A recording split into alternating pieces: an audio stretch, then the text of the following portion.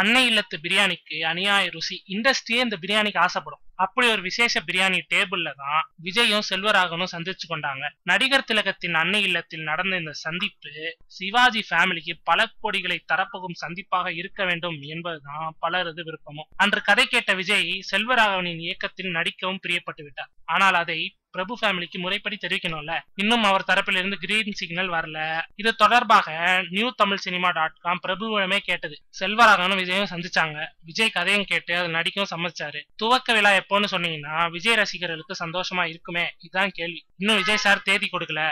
கொடுத்ததும் கண்டிப்பா மீடியாவுக்கு முறைப்படி அறிவிப்போம். நாங்களும் அவர் பதிலுக்கு தான் காத்துட்டு இருக்கிறோம் என்றார் பிரபு. இதற்கிடையில் செல்வராகவன் விஜய் இணையும் படத்தின் மீது தனுஷ் தயாரிப்பு நிறுவனமும் ஒரு கண் வைத்திருப்பதாக ஒரு தகவல் நடமாதுதான் அதிரடி ட்விஸ்ட்.